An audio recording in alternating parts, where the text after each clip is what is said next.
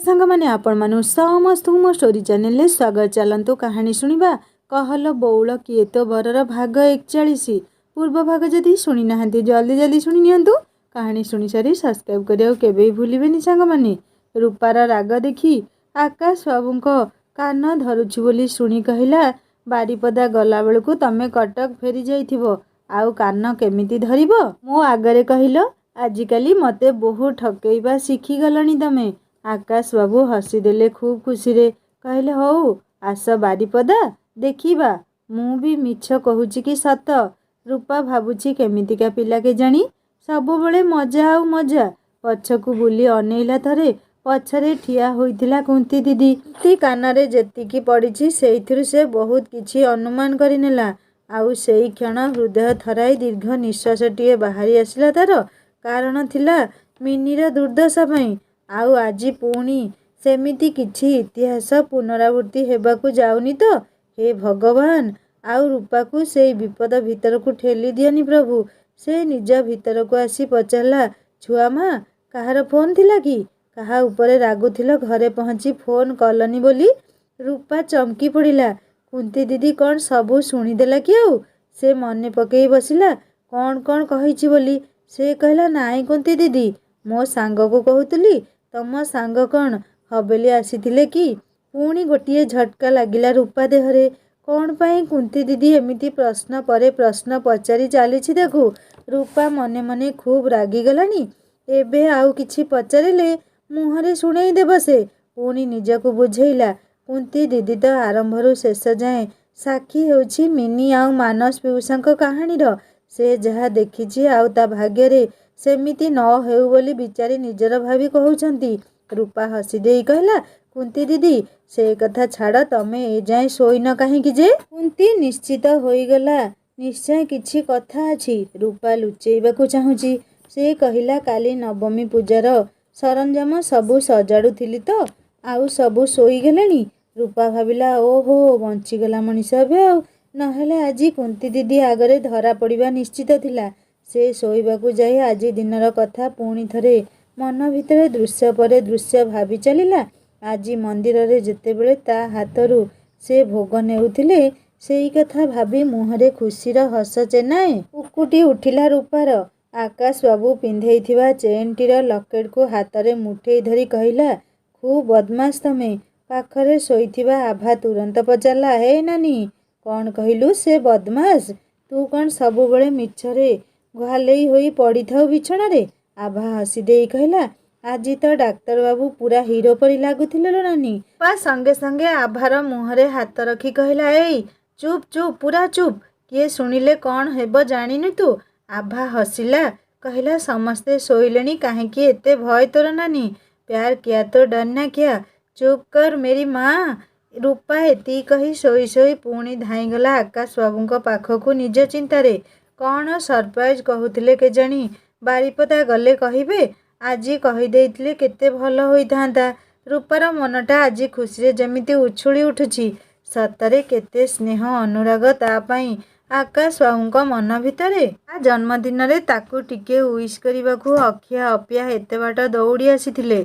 रूपार आखिरे कृतज्ञता सहित प्रेमर भाव भिजी भिजी आसुथिला। से धीरे धीरे आकाश बाबूंक चिंता राज्य रे विचरण करू करू सुख तंद्रा घोटी आसुथिला जेमिति। सकाळटा खूब अलस्या लागुछि ताकू। एबे भी गत रातिर स्वप्न तंद्रा आखिरु हटी नाही। मुदा मुदा आखिपता तले गत दिनर दृश्य ढळ ढळ हेउछि। सेई काशफुल वन भितरे ता पाटिरे आकाश बाबू खुआई देउथिबा मिठाटिए आजी जाए जेमिति तार मिठा स्वाद मुहरे अछि। से हसिला, निजकू निजे कहिला, से स्वाद हुए तो जीवन सारा रहिबो मुहरे। प्रहराजपुर रे केमिति आउ केतोटी दिन बीतिबो सेई चिंतारे रहिला रूपा। केमिति बारीपदा लेउटी जीवो से आउ ता आकाश बाबू ठारू सेई सरप्राइज कौन शुणिबो। नवमी पूजा भी धूमधाम रे सरिला। रूपा आउ बृंदा पुणी आजी सबु किछि भूली हवेलीर कोण अनुकोण मिनी पिउसींकू खोजी पकेइले। जदियो रूपा जानिछि मिनी पिउसी एइठी नाही, तथापि गोटिए क्षीण आशा अछि। नाई सांग, एइठी मिनी पिउसी नाहांती बोध हुए। हाँ बृंदा, एइटा शेष चेष्टा थिला बोली जान। ଏବେ ମୁଁ ପୁଣି ମୋ ଉପହାର ଖୋଜିବି। ଦଶହରା ପୂଜା ବଳି ସବୁ ସରିଲା। ଆଜି ରାତିରେ ପୁଣି ରାବଣ ଦହନ ହେଉଥିଲା।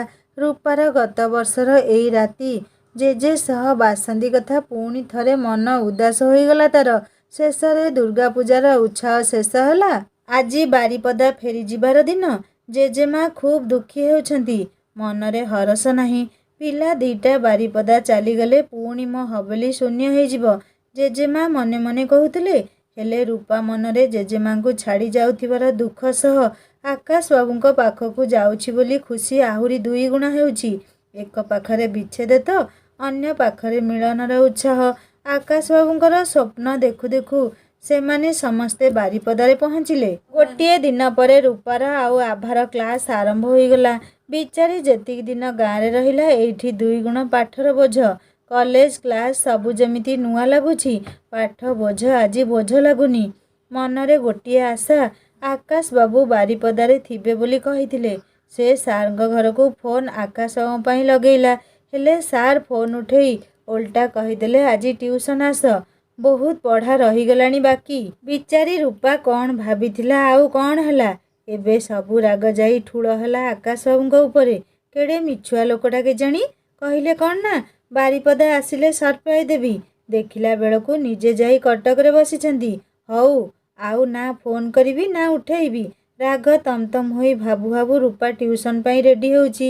ବହୁ ଦିନ ପରେ ରୂପା ଟ୍ୟୁସନ୍ ଆସୁଥିବାରୁ ରାସ୍ତା ଟିକିଏ ନୂଆ ନୂଆ ଲାଗୁଛି ତାକୁ। ସେ ଜଲ୍ଦି ଜଲ୍ଦି ପାଦ ଆଗକୁ ପକେଇ ଚାଲିଛି। କଦମ୍ବ ଗଛରେ ଫୁଲ ଭରି ଯାଇଛି। ସେ ଖୁସିରେ ଫୁଲଟିଏ ତୋଳି କିଛି କହିବା ଆଗରୁ ତା ଆଗରେ ଠିଆ ହୋଇଥିଲେ ଆକାଶ ବାବୁ ନିଜର ଦୁଇଟି କାନ ଧରି। ରୂପା ଆଖିରେ ଖୁସିର ବିଜୁଳି ଚମକିଗଲା। ସେ ତାଙ୍କ ହାତ କାନରୁ ବାହାର କରି କହିଲା ଇଏ କ'ଣ କରୁଛ? ସେଦିନ ମଜାରେ କହିଥିଲି ପରା ତମେ କଟକ ତାହେଲେ ଯାଇନ?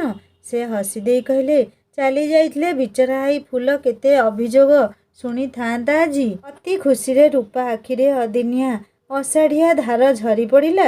ଆକାଶ ବାବୁ ବ୍ୟସ୍ତ ହୋଇ ସେତକ ନିଜ ଦୁଇ ହାତରେ ପୋଛି ଦେଉ ଦେଉ କହିଲେ ଇଏ କ'ଣ ସୁନା, ସବୁ ଭୁଲିଗଲ ତମେ? କ'ଣ କହିଥିଲି? କିଛି ଦୂରରେ ଏସବୁ ଦେଖୁଥିବା ଶମ୍ଭୁ ଆଉ ତା ଦେହର ବିଷମ ଅଗ୍ନି ଯେମିତି ସଞ୍ଚରି ଯାଉଥିଲା। ଛି ଛି, ଏଇ ତାହେଲେ ରୂପାର ଚରିତ୍ର। ଏଇ ଲମ୍ବୁ ସହିତ ଛି। ମୁହଁରେ ଫୁଟି ଉଠିଲା କ୍ରୂରତାର ହସ। ମନେ ମନେ ଅନେକ କ୍ଷୋଭ ମୁହଁରେ ଫୁଟି ଉଠୁଥିଲା ତାର। ତାକୁ ସେ ଚାକରର ପୁଅ ବୋଲି କେତେ ଅପମାନ କରି ହୃଦୟକୁ ଟିକ୍ ଟିକ୍ କରିଦେଲା।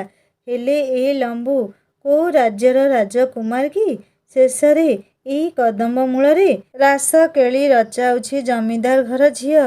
ଛି ରୂପା ଛି। ସେ ପୁଣି ଥରେ ଦୂରରେ ଲୁଚି ସେମାନଙ୍କୁ ଦେଖିବାକୁ ଚେଷ୍ଟା କରୁଥିଲା। ରୂପା ଏଥର ଭୁଲିଗଲା ସବୁ କିଛି ଆକାଶ ବାବୁଙ୍କ ଉପସ୍ଥିତିରେ। ସେ ଖୁସି ହୋଇ ପଚାରିଲା ତମେ ତାହେଲେ କଟକ ଯାଇନ? ଏତେ ଦିନ କେମିତି ଛୁଟି ନେଲ? ଆକାଶ ବାବୁ ରୂପା ମୁହଁକୁ ଚାହିଁ ହସିଲେ ଅନୁରାଗର ହସ। କହିଲେ ଚାଲି ଯାଇଥିଲେ ମୋ ସୁନା ପୁଣି ମୋତେ କହିଥାନ୍ତା। କେଡ଼େ ମିଛୁଆ ଲୋକଟିଏ କେଜାଣି। ରୂପା ଲାଜରେ ମୁହଁ ପୋତି ଛିଡ଼ା ହେଲା। ସତରେ ସେ ତ ସେଇଆ ହିଁ କହିଥାନ୍ତା। କ'ଣ ହେଲା ସୁନା, ମୁହଁ କାହିଁ ପୋତିଲ? ସେ କଥା ଛାଡ଼, ମୋତେ କ'ଣ ସରପ୍ରାଇଜ୍ ଆଗ କୁହ। ବୁଝିଲ, ସେଇ ଦିନରୁ ସବୁବେଳେ ଖାଲି ଭାବୁଛି କ'ଣ ବୋଲି। ଆକାଶ ବାବୁ ହସୁ ହସୁ କହିଲେ ସୁନା, ଜାଣିଛ ତମର ଏଇ ଅଭିମାନ ଆଉ ମିଛି ମିଛିକା ରାଗରେ ମୁହଁ ଫୁଲେଇବା ଦେଖି ନା କଦମ୍ବ ଗଛର ଫୁଲମାନେ ବି ଅଭିମାନରେ କେମିତି ଆଉ ହସୁନାହାନ୍ତି ଦେଖ। ତାହେଲେ ମୁଁ ଚାଲି ଯାଉଛି। ରୂପା ଗୋଡ଼ ବଢ଼େଇଲା ଆଗକୁ। ଆକାଶ ବାବୁ ନିଜ ଆଡ଼କୁ ରୂପାର ହାତ ଧରି ଟାଣି ଆଣି କହିଲେ ଏଥର ସତରେ କଦମ୍ବ ଫୁଲମାନେ ମୂର୍ଝିଗଲେ ଦେଖ। ଆଉ ତମେ କେମିତି ସରପ୍ରାଇଜ୍ଟା କ'ଣ ନ ଜାଣି ଚାଲି ଯାଉଛ? କୁହ ଜଲ୍ଦି ତାହେଲେ। ଟ୍ୟୁସନ୍ ସମୟ ହେଲାଣି ପରା। ହଉ କହିବି, ତା ଆଗରୁ ଏଇଟା ତ ନିଅ। ଏତିକି କହି ଆକାଶ ବାବୁ ନିଜ ପକେଟରୁ ବାହାର କଲେ ପାଇଥିବା ଗୋଲ୍ଡ ମେଡାଲଟି। ରୂପା ବେକରେ ପିନ୍ଧେଇ ଦେଇ କହିଲେ ବାସ୍, ମୋର ମିଠାଟା ମୋତେ ଦେଇଦେବ। ରୂପା ଆଖିରେ ଖୁସିର ଜୁଆର ଉଠିଲା। ସେ ମେଡାଲଟି ହାତରେ ଉଠେଇ ଧରି ଭାବୁଛି ମୋ ଆକାଶ ବାବୁ କେତେ ଗୁଣୀ କେତେ ମେଧାବୀ ସତରେ। ସେ ନିଜ ଓଠ ଛୁଇଁ ମେଡାଲଟିରେ ଚୁମାଟିଏ ଦେଇ କହିଲା ଆଜି ମୁଁ ବହୁତ ଖୁସି। ଆକାଶ ବାବୁ ନିଜର ହସ ଭିତରେ ଲୁଚେଇ କହିଲେ ମେଡାଲଟିର କି ଭାଗ୍ୟ ସତେ। ଆଉ ବାସ୍ ବାସ୍, ଆଉ ଆଗକୁ କିଛି କୁହନି କି କେବେ ଭାବିବନି। ସେଇଠି ତମ ଚିନ୍ତାକୁ ବିରାମ ଦିଅ ଆଉ ସରପ୍ରାଇଜ୍ଟା କୁହ ଶୀଘ୍ର। ମୋ ମିଠା ଖୁଆଇବନି ତାହେଲେ ନା? ହଁ ବାବା ଖୁଆଇଦେବି। କୁହନା ଜଲ୍ଦି କ'ଣ ସରପ୍ରାଇଜ୍? ଆକାଶ ସବୁ ରୂପାର 2 ହାତ ଧରି କହିଲେ, ସୁନା, ମୋର ଏଇ ବାରିପଦାର ବଡ଼ ହସ୍ପିଟାଲକୁ ଇଣ୍ଟର୍ନସିପ୍ ଚେଞ୍ଜ ହୋଇଗଲା। ରୂପା ନିଜ କାନକୁ ବିଶ୍ୱାସ କରିପାରୁନଥିଲା। ସେ ଖୁସିରେ ପଚାରିଲା, କ'ଣ କହିଲ? ହଁ, ଯାହା ତୁମେ ଶୁଣିଲ ଏବେ 100% ସତ। କାଲିଠାରୁ ଜଏନ୍ କରିବି। ଆଉ ଏଇଠି ତମକୁ ଦେଖା କରିପାରିବିନି। ଏଇ ସମୟରେ ହସ୍ପିଟାଲରେ ଥିବି। ରୂପା କହିଲା, ଆରେ ତମେ ଏଇଠି ରହିବ, ୟାଠାରୁ ଆଉ ଖୁସିର କଥା କ'ଣ ହୋଇପାରେ? ହଉ ମୁଁ ଆସୁଛି ତାହେଲେ। ନିଜ ଗଳାରୁ ମେଡାଲଟି ବାହାର କରି ଆକାଶ ବାବୁଙ୍କୁ ପିନ୍ଧେଇ କହିଲା ରୂପା, ଏଇ ମେଡାଲ ଉପରେ ଆଣ୍ଟି ଆଉ ସାର୍ଙ୍କ ହକ୍ ପ୍ରଥମେ। ଆଣ୍ଟିଙ୍କୁ ପିନ୍ଧେଇବ? ହଁ, ମିଠା ମୁଁ ତାଙ୍କ ତରଫରୁ ଖୁଆଇଦେବି ତମକୁ। ଆକାଶ ବାବୁ ରୂପାର ଯିବା ବାଟକୁ ଚାହିଁ ଭାବୁଥିଲେ, ସତରେ ମୋ ସୁନାର ହୃଦୟ ଖୁବ୍ ଭଲ। ମୋ ସୁନା ମନରେ ସଂସ୍କାର ଭରି ରହିଛି। ନହେଲେ ସେ କ'ଣ କହିଥାନ୍ତା ଏଇ ମେଡାଲ ଉପରେ ପ୍ରଥମେ ତା ବାପା ଆଉ ମାଙ୍କର ଅଧିକାର ବୋଲି? ରୂପା କିଛି ଦୂର ଯାଇ ପଛକୁ ଅନେଇ ଦେଖିଲା ଆକାଶ ବାବୁ ତାହାରି ଯିବା ରାସ୍ତାକୁ ଅନେଇ ରହିଛନ୍ତି। ସେ ପଚାରିଲା, ସେଇଠି କାହିଁକି ଠିଆ ହେଲ? ସେ ମୁଣ୍ଡ ହଲେଇ କହିଲେ, ହଉ ତମେ ଆଗ ଯାଅ, ମୁଁ ଆସୁଛି ଏବେ। ଆକାଶ ବାବୁ ଗାଡ଼ି ଷ୍ଟାର୍ଟ କରି ହସ୍ପିଟାଲ ଆଡ଼େ ଚାଲିଲେ ଆଉ କିଛି ଫର୍ମାଲିଟି ପୂରଣ କରିବାକୁ। ଏତକ ସବୁ ନିଜ ଆଖିରେ ଶମ୍ଭୁ ଦେଖି ସାରିବା ପରେ ତାକୁ ଯେମିତି ପ୍ରତିଶୋଧର ବଡ଼ ଅସ୍ତ୍ରଟିଏ ମିଳିଗଲା। ନିଜର ହାରକୁ ବରଦାସ୍ତ କରି ନ ପାରି ମଣିଷ କ'ଣ ପାଇଁ ଏମିତି ରକ୍ତ ମୁଖା ହୁଏ କେଜାଣି? ଯେମିତିକି ଆଜି ହେଉଛି ଶମ୍ଭୁ। ତାକୁ ଯେମିତି ବଡ଼ ଖୁସିର ଚାବିକାଠିଟିଏ ମିଳିଗଲା ରୂପାଠାରୁ ଅପମାନ ପ୍ରତିଶୋଧ ପାଇଁ। ସେ ଏତିକି ଜାଣିଲା, ରୂପାର ସେଇ ପିଲା ସହ ଗଭୀର ପ୍ରେମ ସମ୍ପର୍କ ଅଛି ବୋଲି। ହେଲେ ସେ ପିଲା କିଏ, କ'ଣ କରେ, ସବୁ କିଛି ଖବର ଜାଣିବାକୁ ପଡ଼ିବ।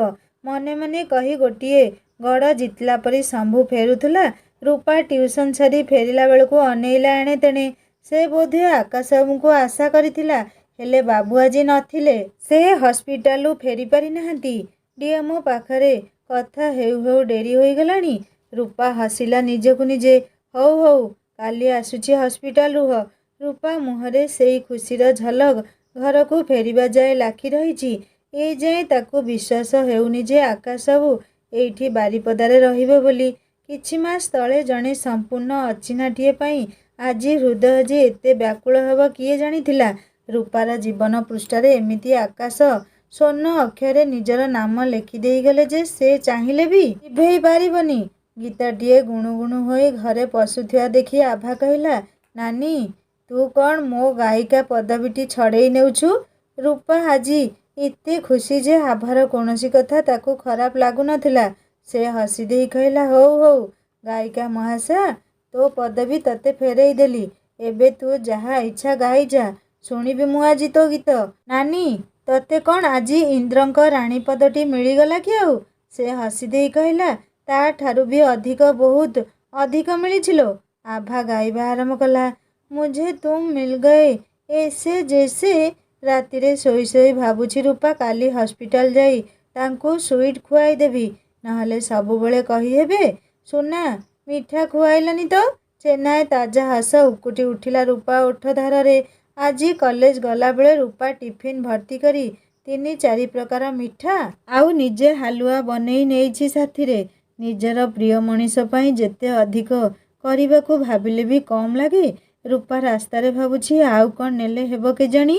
ହେଲେ ତାକୁ ଦିନ 2ଟା ଯାଏ ଅପେକ୍ଷା କରିବାକୁ ପଡ଼ିବ। କ୍ଲାସ୍ ମିସ୍ କରି ତ ଯିବା ସମ୍ଭବ ନୁହଁ। କଲେଜରେ ବ୍ରେକ୍ରେ କମନ୍ ରୁମ୍ ଆଡ଼କୁ ଆସୁଥିବା ବେଳେ ଶମ୍ଭୁ ସହିତ ମୁହାଁମୁହିଁ ହେଲା ରୂପା। ସେ ଯେମିତି ବଦଳି ଯାଇଥିବା ଅଭିନୟ କରି କହିଲା, ରୂପା, ଗାଁରେ ଏ ବର୍ଷ ଦୁର୍ଗା ପୂଜା ଭଲରେ ହେଲା ନା?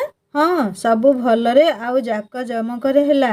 ଶମ୍ଭୁ ଚାହୁଁଥିଲା ରୂପା ତାକୁ ନିଶ୍ଚୟ ପଚାରିବ, ତମେ କାହିଁକି ଆସିଲନି ବୋଲି। ହେଲେ ସେଇଠୁ ଯିବାକୁ ଲାଗିଲା ନିଜ ଲାବ୍ ଆଡ଼କୁ ରୂପା।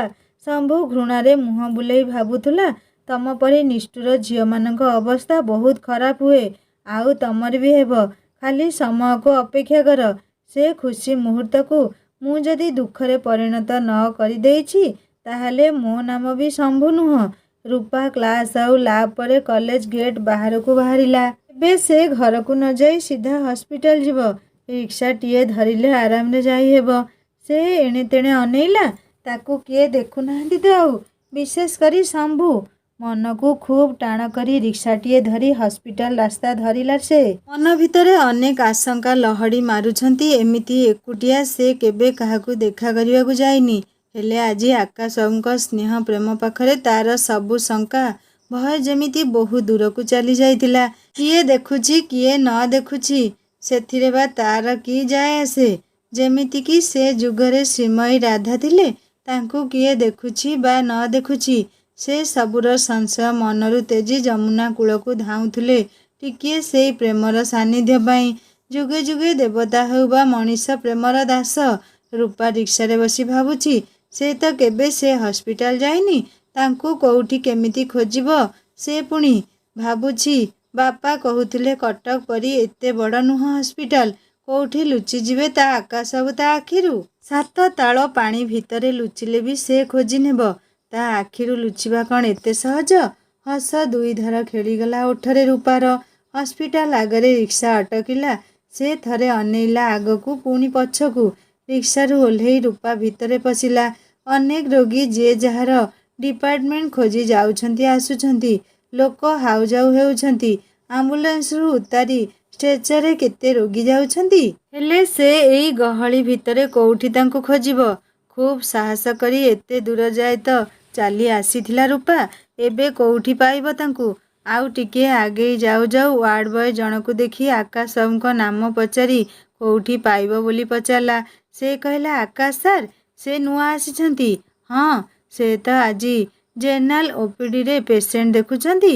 ରୂପା ପୁଣି ଥରେ ନିଜ ଚାରିପଟକୁ ନଜର ବୁଲେଇ ଆଣିଲା। କେହି ଚିହ୍ନା ମୁହଁ ନାହିଁ ତ, କେହି ଦେଖାଗଲେନି। ସେ ଚାଲିଲା ଆଗକୁ ଆଗକୁ। ଜେନେରାଲ ଓପିଡି ପାଖରେ ପେସେଣ୍ଟ ତ ହାଉଯାଉ ହେଉଛନ୍ତି। ଏତେ ଭିଡ଼ ଭିତରେ ତାଙ୍କୁ ସେ 2 ମିନିଟ୍ ବି ପାଇବା ସମ୍ଭବ ଲାଗୁନି। ଭିତରକୁ ଅନେଇଲା। ତା ଆକାଶବାବୁ ପେସେଣ୍ଟ ଦେଖିବାରେ ବ୍ୟସ୍ତ। ରୂପା ଭାବିଲା, ସତରେ ଏଇ ପ୍ରଫେସନ କେତେ ମହାନ୍। ଲୋକଙ୍କ କଷ୍ଟର ଉପଚାର କରିବା କେତେ ପୁଣ୍ୟ କାମ। ହେଲେ ବିଚରା 2:30 ହେଲାଣି, ଲଞ୍ଚ ବି କରିବାକୁ ସମୟ ପାଇନାହାନ୍ତି। ଏବେ ସେ ଯିବ କେମିତି? ରୂପା ଯେମିତି କବାଟ ଆଡ଼କୁ ଆଗେଇଲା, ଜଣେ ପେସେଣ୍ଟ ପଚାରିଲା, ତମର ସିରିଏଲ ନମ୍ବର କେତେ? ରୂପା ମନେ ମନେ ବିରକ୍ତ ହୋଇ ଭାବୁଛି, ଆରେ କି କଥା? ସେ ତା ସୁନୟନ ବାବୁଙ୍କୁ ଦେଖା କରିବାକୁ ପୁଣି ସିରିଏଲ ନମ୍ବର ଦରକାର। ପୁଣି ଭାବିଲା, ସତ କହୁଛି ତ ସେ ପେସେଣ୍ଟ। ସେ କଷ୍ଟରେ ଅଛି, କେତେବେଳୁ ଅପେକ୍ଷା କଲାଣି। ରୂପା ପୁଣି ବାଧ୍ୟ ହୋଇ ନିଜ ନାମ ପେସେଣ୍ଟ ଲିଷ୍ଟରେ ଲେଖିଲା। ଶକ୍ତି ରାୟଚୌଧୁରୀ ନାମରେ ସିରିଏଲ କରି ଏପଟ ସେପଟ ବୁଲିବାକୁ ଲାଗିଲା। ସେଇ ୱାର୍ଡ ବୟର ଡ୍ୟୁଟି ବୋଧହୁଏ ସେଇ ଜେନେରାଲ ଓପିଡିରେ ଥିଲା। ସେ ରୂପାକୁ ପଚାରିଲା, ଡାକ୍ତର ବାବୁଙ୍କୁ ଦେଖାକଲେ? ନାଇଁ, ମୋ ସିରିଏଲ ଆସିନି, ଆଉ 3 ଜଣଙ୍କ ପରେ ଅଛି। ହଉ ଠିକ୍ ଅଛି, ତମ ନମ୍ବର ଆସିଲେ ଡାକିଦେବି। 3 ଜଣଙ୍କ ସିରିଏଲ ପରେ ରୂପାର ନାମ ଆସିଲା। ସେ ଭିତରକୁ ଖୁବ୍ ଧୀରେ ଧୀରେ ଯାଇ ତାଙ୍କ ଆଗରେ ପେସେଣ୍ଟ ସିଟ୍ରେ ବସି ପଡ଼ିଲା। ଆକାଶବାବୁ ତଳକୁ ଚାହିଁ କ'ଣ ଲେଖୁ ଲେଖୁ ରୂପାକୁ ନ ଦେଖି ପଚାରିଲେ, ହଁ, କ'ଣ ହେଇଛି ପ୍ରୋବ୍ଲେମ କୁହନ୍ତୁ। ରୂପା କ'ଣ ଜବାବ ଦେବ ଭାବି ଚୁପ୍ ରହିଲା। ଆକାଶବାବୁ ପୁଣି ଥରେ ଜୋର ଦେଇ କ'ଣ ହେଉଛି ବୋଲି ପଚାରି ମୁହଁ ଉପରକୁ ଉଠେଇଲେ। ହଠାତ୍ ଏମିତି ପେସେଣ୍ଟ ହୋଇ ବସିଥିବା ତାଙ୍କ ସୁନାକୁ ଦେଖି ସେ ଖୁବ୍ ଆଶ୍ଚର୍ଯ୍ୟ ହୋଇଗଲେ। ତମେ ଏମିତି ପେସେଣ୍ଟ ହୋଇ ଆସିଛ? ସେ ଅଭିମାନ ଭରା ଆଖିରେ ଅନେଇ କହିଲା, ଆଉ କ'ଣ କରିଥାନ୍ତି? ତମକୁ ଦେଖା କରିବାର ଥିଲା, କେହି ଭିତରକୁ ଆସିବାକୁ ଦେଉନଥିଲେ।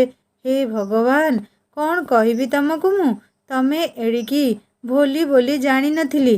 ତମେ ସିଧା ମୋ ପାଖକୁ ଆସିପାରି ନଥାନ୍ତ। ଉଠ ଆଗ ସେ ପେସେଣ୍ଟ ସିଟ୍ରୁ।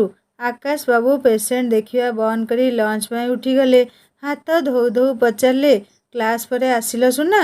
ରୂପା ଜାଣିଲା ସେ ଏମିତି କ'ଣ ପାଇଁ ପଚାରୁଛନ୍ତି। ସେ କହିଲା, ନାଇଁ, ମୁଁ କ୍ଲାସ୍ ବନ୍ଦ କରି ତମକୁ ଦେଖା କରିବାକୁ ଆସିଛି। ରାଗୁଛ କାହିଁକି? ମୁଁ ତ ଏମିତି ପଚାରିଲି। ହଉ ହଉ, ସବୁ ଜାଣିଛି ମୁଁ। କାଲି ମିଠା ଖୁଆଇବା କଥା କହିଥିଲି, ସେଇପାଇଁ ଆସିଛି। ନିଅ ମିଠା। ମୁଁ ଏଥର ଆସିବି। ବାପରେ, ନାକ ଅଗରେ ରାଗ ତମର। କେମିତି ଆଗକୁ ରହିବି ଭାବୁଛି। ଏତିକି କହୁ କହୁ ଆକାଶବାବୁ ଘରୁ ଆଣିଥିବା ଟିଫିନ୍ ବାହାର କଲେ। ସୁନା, ଆସ ଖାଇବ ମୋ ସହ। ରୂପା ନିଜର ମିଛ ରାଗ ସେଇଠି ବାହାରକୁ ଫିଙ୍ଗି ଦେଇ କହିଲା, ଆଣ୍ଟି ଆଜି କ'ଣ ରୋଷେଇ କରି ଦେଇଛନ୍ତି? ଆଉ ମୁଁ ଖାଇଦେଲେ ତମେ କ'ଣ ଖାଇବ? ଆକାଶବାବୁ ଭାବୁଥିଲେ କେମିତି ବୁଝେଇବି ସୁନା। ତମ ଗୋଡ଼ରେ କଣ୍ଟାଟିଏ ଫୁଟିଲେ କଷ୍ଟ ମୋତେ ହୁଏ। ତମ ମନ ଖୁସି ରହିଲେ ମୋ ଓଠରୁ ହସ ଝରେ ଆଉ ତମେ ଖାଇଲେ ବୋଧହୁଏ ମୋ ପେଟ ପୁରିଯାଏ। ଏଇ କ'ଣ ଭାବୁଛ ଏମିତି? ମଜାରେ କହିଲି ନା, ଖାଇବି ତମ ସହ। ମୋତେ ବି ଭୋକ ହେଉଛି। ରୂପା ଆକାଶବାବୁଙ୍କ ଦୁଇ ଗାଲ ଧରି ଖୁସିରେ କହିଲା। ଏଇ ପୁଣି ମୋ ଗାଲ ଟାଣିଲ? କିଏ ପେସେଣ୍ଟ ଦେଖିଲେ କ'ଣ କହିବ ମୋତେ କହିଲ? ହଉ ହଉ, ଯିଏ ଯାହା କହୁ, ମୋର କିଛି ଡର ନାହିଁ। ଆଚ୍ଛା, ସେଦିନ ତମ ଗାଁକୁ ଯୋଉ ଯାଇଥିଲି, କେମିତି ତମ ଜେଜେଙ୍କୁ ଦେଖି ଡରିଲ ମୁଁ ବି ଦେଖିଛି। ତମ ସାଙ୍ଗ ବୃନ୍ଦା ପାଇଁ ଜୀବନ ନେଇ ଫେରିଲି ସିନା, ନହେଲେ ଲାଗୁଥିଲା ମୋତେ ଗୁଳି ଖାଇବାକୁ ପଡ଼ିବ କି କ'ଣ। ଗୁଳି ନାମ ଶୁଣି ରୂପା ଚିଡ଼ି ଉଠିଲା। ସେଇ କ୍ଷଣରେ ମାନସ ପିଉସା ମନ ଭିତରେ ଉଙ୍କି ମାରିଗଲେ। ସେ କହିଲା, ଚୁପ୍, ଖବରଦାର କହିଦେଉଛି, ଚୁପ୍, ଏମିତି ଆଉ କେବେ ବି କହିବନି। ଆରେ ବାପରେ, ଏତେ ଡର ତମର? ହଉ ହେଲା, ଆଉ କହିବିନି, ରାଗନି ତମେ। ରୂପା ଏଇ ଖୁସି ସମୟରେ ଜେଜେଙ୍କ ବିଷୟରେ ଆଲୋଚନା କରିବାକୁ ଚାହୁଁନଥିଲା। ସେ ହସି ଦେଇ କହିଲା, ହଉ ହଉ, ମୁଁ ଡରକୁଳିଟିଏ, ମିଠା ଖାଇବନି କି? ରୂପା ନିଜ ସହ ନେଇଥିବା ଟିଫିନ୍ ଖୋଲିଲା। ମିଠା ସହ ନିଜେ ବନେଇଥିବା ହାଲୁଆ ବି ଥିଲା। କହିଲା, ଜାଣିଛ, ସମସ୍ତେ କହନ୍ତି ମୁଁ କୁଆଡ଼େ ହାଲୁଆ ବହୁତ ଭଲ ବନାଏ ବୋଲି। ବିଶେଷ କରି ମୋ ବାପାଙ୍କୁ ଖୁବ୍ ଭଲ ଲାଗେ। ତମେ ଖାଇ କୁହ ତ ଏବେ କେମିତି ଲାଗୁଛି? ରୂପା ଏଥର ମିଠାଟିଏ ଆକାଶଙ୍କ ପାଟିରେ ଖୁଆଇ ଦେଇ କହିଲା, ଏଇଟା ଗୋଲ୍ଡ ମେଡାଲ ପାଇଁ ଆଉ କହିବନି ମିଠା ଖୁଆଇଲିନି ବୋଲି। ଖାଇବା ଶେଷରେ ଆକାଶବାବୁ ହାଲୁଆ ଖାଇ ଭାବୁଥିଲେ, ସତରେ ମୋ ସୁନା ହାତରେ ଯାଦୁ ଅଛି ଆଉ ଏକଦମ ସମସ୍ତଙ୍କ ଠାରୁ ଅଲଗା ଟେଷ୍ଟ। ସେ ଖୁସି ହୋଇ କହିଲେ, ସତରେ ସୁନା, ହାଲୁଆ ଟେଷ୍ଟ ଲାଜବାବ। ତମେ ଏମିତି ରୋଷେଇ ଜାଣିଛ ବୋଲି ଆଜି ପ୍ରଥମ କରି ଜାଣୁଛି। ରୂପା ହସିଦେଲା ତାଙ୍କ ମୁହଁକୁ ଚାହିଁ। ମନେ ମନେ ଖୁସି ହୋଇ ଭାବୁଥିଲା, ତମର ଏଇ ପ୍ରଶଂସା ଠାରୁ ଦୁନିଆରେ ଆଉ କିଛି ବି ମିଠା କଥା ନାହିଁ ବୋଧହୁଏ। ଏଇ ଏମିତି ହସୁଛ କାହିଁକି? ମୁଁ ଏମିତି କ'ଣ କହିଦେଲି କି? ରୂପା ସେମିତି ହସୁ ହସୁ କହିଲା, ତମେ ଯାହା କହିଲ ସେ ତ ଏଇ ହାଲୁଆ ଠାରୁ ବି ଅଧିକ ମିଠା। ମିଛେଇ କୋଉଠିକାର ତମେ? ହଉ ହଉ, ମୁଁ ତାହେଲେ ମିଛେଇ ଆଉ। ହଉ, ମୁଁ ଆସିବି ଏଥର। ବାହାରେ ଦେଖ କେତେ ରୋଗୀ ଭିଡ଼ ଜମେଇଲେଣି। ମୋତେ ମନେ ମନେ ଗାଳି କରୁଥିବେ। ଏମିତି ଏତେ ପେସେଣ୍ଟ କ'ଣ ସବୁଦିନ ଆସନ୍ତି? ତମେ କାହିଁକି ବ୍ୟସ୍ତ ହେଉଛ ସୁନା? କଟକରେ ତ ୟାର 5 ଗୁଣ ପେସେଣ୍ଟଙ୍କ ସହ କାମ କରି ଆସିଛି। ହଉ, ମୁଁ ଆସୁଛି, ଡେରି ହେଲାଣି। କାଲିଠାରୁ ପୁଣି ଟ୍ୟୁସନ୍ ଅଛି। ଏଇଠିକି ଆସିପାରିବିନି, ଫୋନ୍ କରିବ ମୋତେ। ରୂପା ଖୁବ୍ ଶୀଘ୍ର ଶୀଘ୍ର ହସ୍ପିଟାଲରୁ ବାହାରି ଘରମୁହାଁ ରିକ୍ସାଟିଏ ଧରିଲା। କଦମ୍ବ ମୂଳରୁ କିଛି ଦୂରରେ ଶମ୍ଭୁ ରାସ୍ତା ଜଗିଛି ରୂପା ପାଇଁ। ସେ ପିଲା ବିଷୟରେ ସେ ଆଜି ସବୁ କିଛି ଜାଣିବ। ସେ କିଏ, କୋଉଠି ତାର ଘର, କ'ଣ ତାର ପରିଚୟ। ହେଲେ ରୂପା ଠିକଣା ତ ଆଉ କୋଉଠି ଥିଲା, ତା ଆକାଶବାବୁଙ୍କ ସହ ହସ୍ପିଟାଲରେ। ନିରାଶ ହୋଇ ଶମ୍ଭୁ ବି ଫେରିଲା। ରୂପାର ଟ୍ୟୁସନ୍ ଯିବା ସମୟ ଗତ ହେବା ପରେ ଘରେ ପହଞ୍ଚିବା ସମୟଟା ଆଜି ଗତାନୁଗତିକ ସମୟଠାରୁ ବହୁତ ବିଳମ୍ବ ହୋଇଯାଇଥିଲା ରୂପାର। ରାଜେଶ୍ୱରୀ ଦେବୀ ତୁରନ୍ତ ପ୍ରଶ୍ନ କଲେ, ଆଜି ଏତେ ଡେରି ହେଲା କ'ଣ ପାଇଁ ତୋର? ରୂପା ଆକାଶବାବୁଙ୍କ ସହ ହସ୍ପିଟାଲରେ ବିତେଇଥିବା ସମୟ ଭିତରେ ହିଁ ଘୂରି ବୁଲୁଥିଲା। ସେ ଅନ୍ୟମନସ୍କ ଥିବା ଦେଖି ସେ ପୁଣି ପଚାରିଲେ, ଏତେ ଡେରି ଯାଏଁ କ'ଣ କ୍ଲାସ୍ ଥିଲା ତୋର? ରୂପା ନିଜ ଚିନ୍ତାରୁ ବାହାରିଲା। ସେ କହିଲା, ହଁ ମାମା, କ୍ଲାସ୍ ଥିଲା ମୋର। ଏତେ ବଡ଼ ମିଛ କଥାଟିଏ କହିବାକୁ ତା ବିବେକ ବାଧା ଦେଉଥାଏ। ହେଲେ ସେ ଥିଲା ନାଚାର। ରାତି ପ୍ରାୟ 12ଟା ହେଲାଣି। ଆକାଶବାବୁଙ୍କ ଆଖିକୁ ଆଜି ଖୁସିରେ ନିଦ ଆସୁନି। ଏ ନିଦ ବି ଖୁବ୍ ବିଚିତ୍ର। କେବେ ଦୁଃଖରେ ଆଖିରୁ ଦୂର ହୋଇଯାଏ ତ କେବେ ପୁଣି ଅତି ଖୁସିରେ। ସେ ଭାବୁଥିଲେ ରୂପା କଥା। ବଦମାସ ଝିଅ ସବୁବେଳେ ମୋ ଗାଲ ଟାଣିବ। ମନେ ପଡ଼ିଲା ହାଲୁଆର ସ୍ୱାଦ। ମୁହଁରେ ଚେନାଏ ହସ ଉକୁଟି ଉଠିଲା। ଆଜିକାଲି ସକାଳ ସନ୍ଧ୍ୟା ସବୁକିଛି ଖୁବ୍ ସୁନ୍ଦର ଏବେ ରୂପା ପାଇଁ। 3 ଦିନ ହେଲାଣି ଆକାଶବାବୁଙ୍କ ସହ ଦେଖା ହୋଇନି। ବିଚରା ପେସେଣ୍ଟ ଦେଖିବାରେ କେତେ ବ୍ୟସ୍ତ।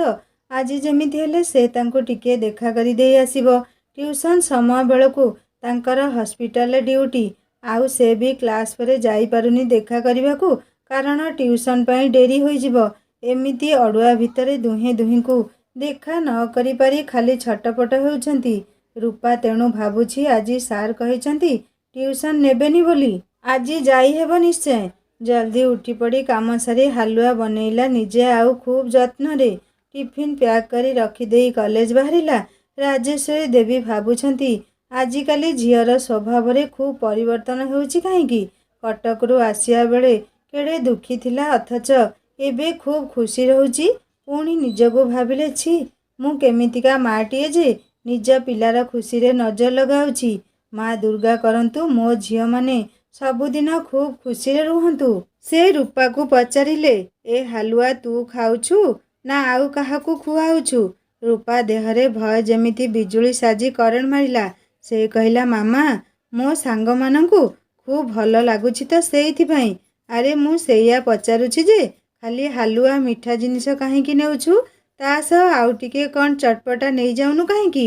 ରୂପା ଶାନ୍ତିରେ ନିଶ୍ୱାସ ମାରିଲା। ସେ ତ ଆଉ କୋଉଠି ପହଞ୍ଚି ଯାଇଥିଲା। ସେ ହସି ଦେଇ କହିଲା, ଥାଉ ମାମା, ପରେ ଆଉ କୋଉ ଦିନ ନେବି। ଆଜି ଲେଟ୍ ହେଲାଣି, ଯାଉଛି। ଦୁଇ ଝିଅ କଲେଜ ବାହାରିଗଲା ପରେ ରାଜେଶ୍ୱରୀ ଦେବୀ ଭାବୁଛନ୍ତି, ଆହା, ଏ ସମୟ କେତେ ଜଲ୍ଦି ଗତି କରି ଚାଲିଛି। କାଲି ପରି ଲାଗୁଛି ସେ ବୋହୂ ହୋଇ ରୁଦ୍ରବାବୁଙ୍କ ଘରକୁ ଆସିଥିଲେ।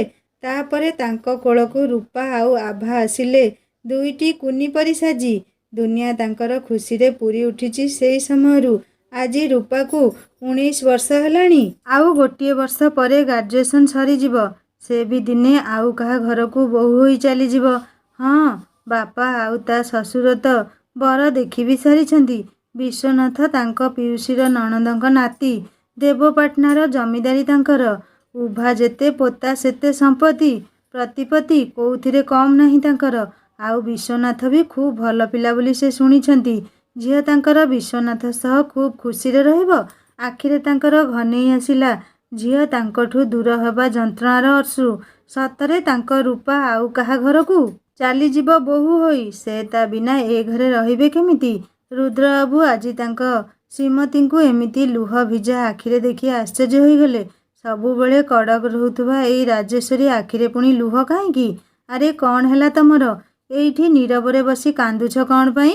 ନିଜ ଅଜାଣତରେ ଆଖିରୁ ଝରି ଆସିଥିବା ଲୁହ ଦୁଇ ଧାର ପୋଛୁ ପୋଛୁ ସେ କହିଲେ, ନାଇଁ ଯେ, କାହାର କିଛି ହେଇନି। ଏଇ ଆମ ଝିଅ ରୂପା କଥା ବସି ଭାବୁଥିଲି। ହେଇପରି ଲାଗୁଛି କାଲି ଆମ କୋଳକୁ ସେ ଆସିଥିଲା। ଆଉ ଏବେ ଗୋଟିଏ କି ଦୁଇଟା ବର୍ଷ ପରେ ଆଉ କାହା ଘରକୁ ପର କରି ଚାଲିଯିବ। ଏଇ ସେମିତି କହିବନି। ମୋ ଝିଅ ଏବେ ବି ମୋର ସେଇ ଛୋଟ କଣ୍ଢେଇ ପରି ଅଛି। ପର ଘରକୁ ନା ଆମକୁ ସେ ପର କରିଯିବ। ତା ଛଡ଼ା ସେଦିନ ବି କହିଥିଲି ମୋ ଝିଅ ଏତେ ଶୀଘ୍ର ବାହା ହେବନି। ବିଏସ୍ସି ପରେ ସେ ଆଗକୁ ପଢ଼ିବ। ତମେ କ'ଣ ଜାଣିନ କିଛି? ତେରେ କ'ଣ ହେଇଛି ବୋଲି? ପ୍ଲିଜ୍ ସେ କଥା କେବେ ମୋ ଆଗରେ ମନେ ପକେଇବନି କହୁଛି। ରୁଦ୍ରବାବୁ ଆଖିରୁ ଲୁହ ପୋଛି ଡ୍ୟୁଟି ବାହାରିଗଲେ। ଆଜି ଏତେ ବର୍ଷ ପରେ ରାଜେଶ୍ୱରୀ ଦେବୀ ନାମ ନ ଧରିବି ମିନି କଥା ମନେ ପକେଇ ଦେଲେ। ଗାଡ଼ିରେ ବସି ରୁଦ୍ରବାବୁ ଅମାନିଆ ଲୁହଗୁଡ଼ା ପୋଛି ଚାଲିଥିଲେ।